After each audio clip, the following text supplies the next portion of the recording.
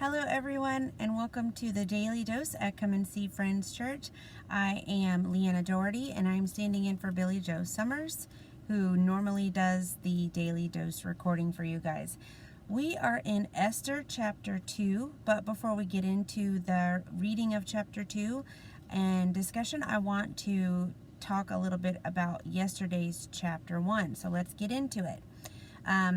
The first character in a story, which are actually actual people in history, so these are historical figures, and they are the players in the story of the book of Esther.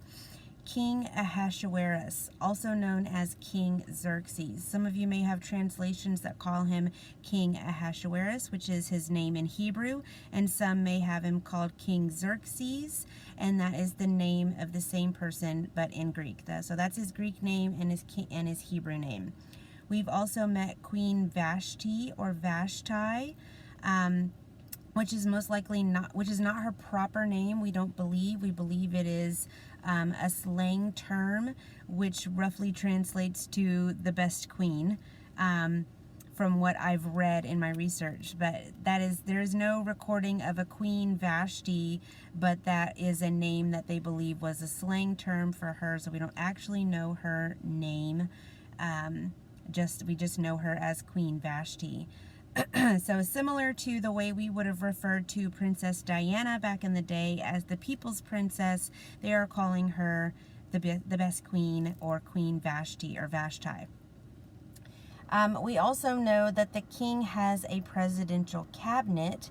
These are his advisors, and they are pulling strings behind the scenes.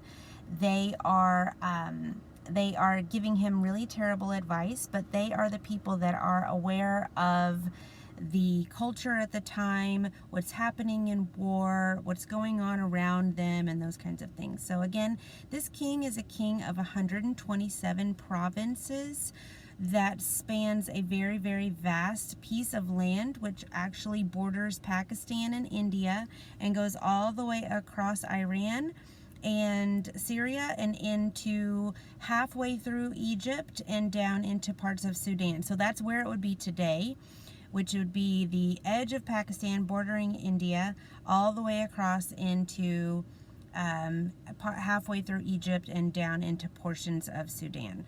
So it's a really, really big piece of land, but smack in the middle is the heart of his kingdom, and that's where he is at this time, in a citadel called Susa. So he's in Susa, and that's where our story takes place. So we also know that there are eunuchs within his kingdom, or within the where he lives, and the eunuchs are men who are typically prisoners of war. And so what would happen is, whenever the king would overthrow a nation or a place, they would capture the men, they would bring them over, they would make them servants, but before that they would undergo castration, which would make them eunuchs. So that way they were no threat to the men or any of the women, and they often tended the ladies in waiting. And then when they were no longer waiting for their opportunity to meet the king, their one chance to meet the king, then they would become his concubines and live out the rest of their days in the palace as concubines, but not as wives and not as queen.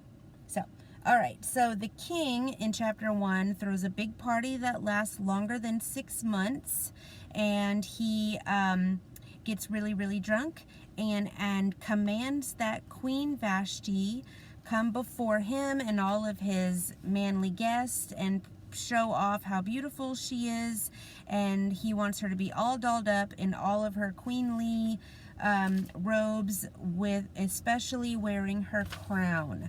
So that was very important that she would be wearing her crown. Okay, so that's where we leave off chapter 1. So let's hear chapter 2.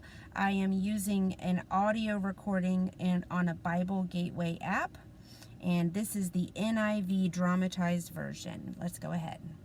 Chapter 2. Later, when King Xerxes' fury had subsided, he remembered Vashti and what she had done and what he had decreed about her.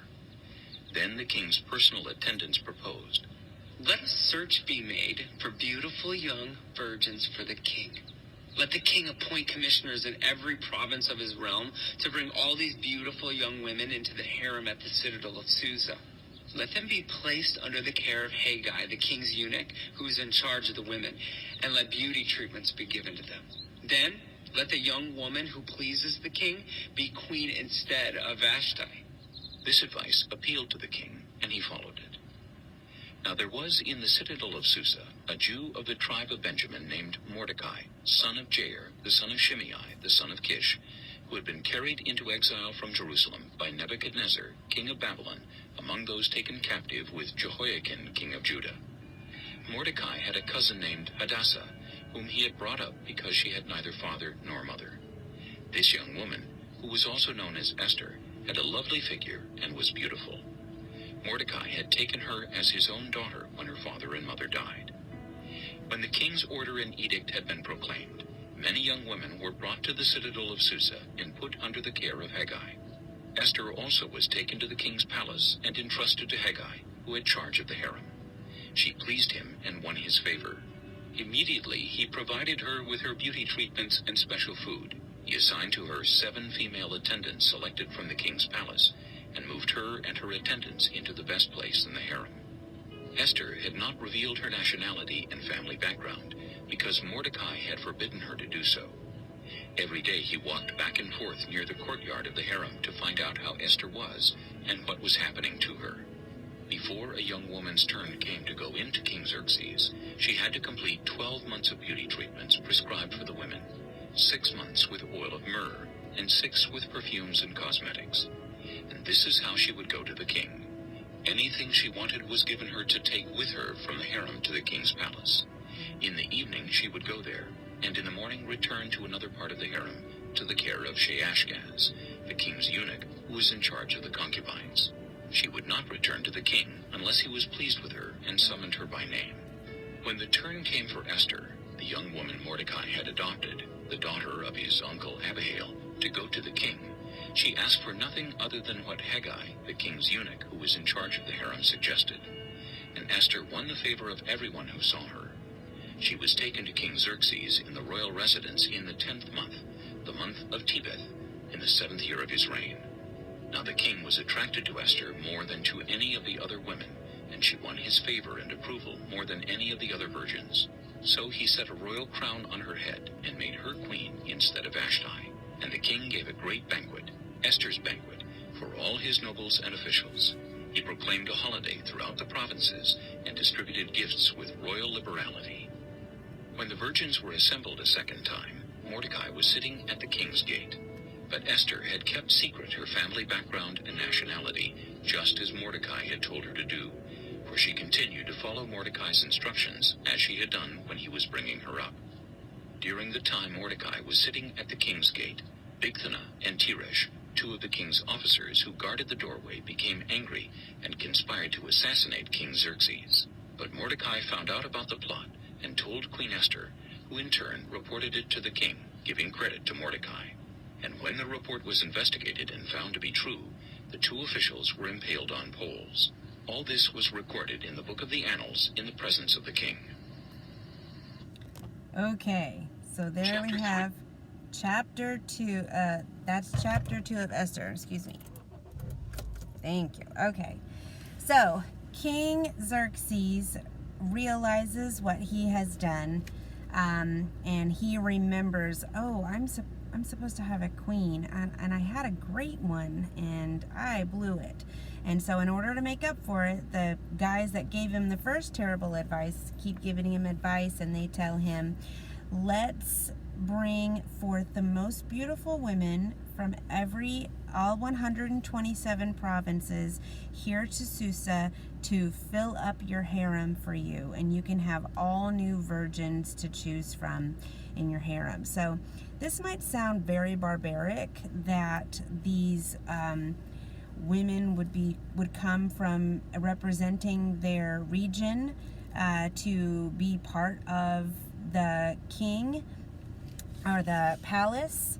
But I just want to remind you that today we still hold beauty pageants where one woman who is beautiful and worthy, gets to represent her state and then go and compete in a Miss America pageant, where if she is the winner, she will receive a crown and then receive much favor and also have a lot of responsibility. But our civilization today is not that far off from bringing women from all over the states of the United States, and even in Miss World or Universe. Anyway, that our civilization is not that far removed from the people of this time. So anyway, Esther, whose name in Hebrew is Hadassah, does not tell anyone that she is Jewish, and she gets the attention of everyone everywhere she goes. She's instantly given favor. She gets assigned 7 attendants, and as soon as she shows up.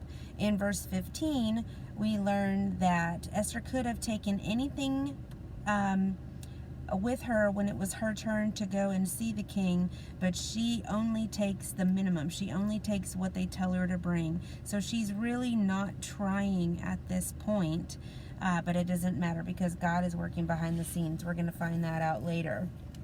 But so she's not trying really hard, but she does go and have her turn with the king, and she does receive the crown.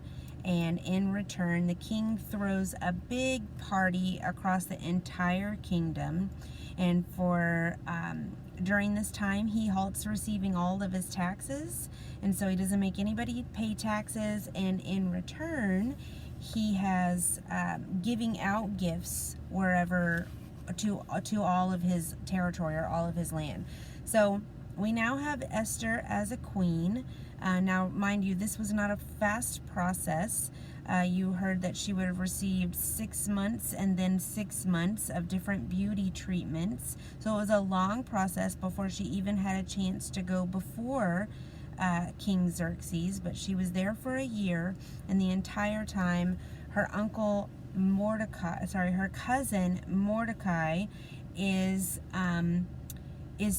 meeting with her and protecting her and checking up on her every day, or as frequently as he could. He is her adoptive father, and he's raised her because she's an orphan, but he is really her cousin. He is not her dad, but you can tell is very protective of her.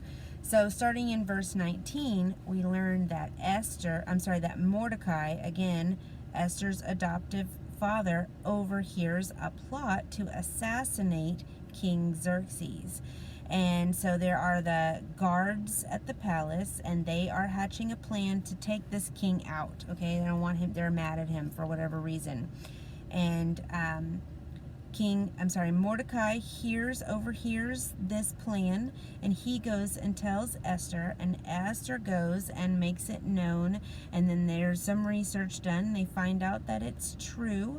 The king is spared, he's not murdered, and Mordecai gets the credit. So, I hope that you guys have enjoyed chapter 2 of the book of Esther, and I want to close with the same closing that we hear from Billy Joe.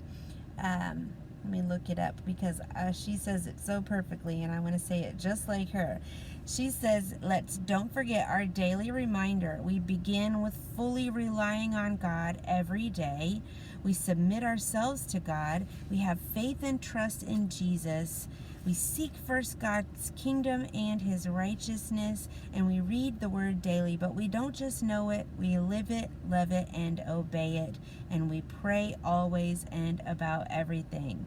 All right, so next time we are going to start in chapter 3 of the book of Esther, where we're going to meet the villain in our story, whose name is Haman. So we haven't even met the villain of our story. It is really just getting good, and you guys are going to love this book. So stick with me, and I'll see you next time. Thank you.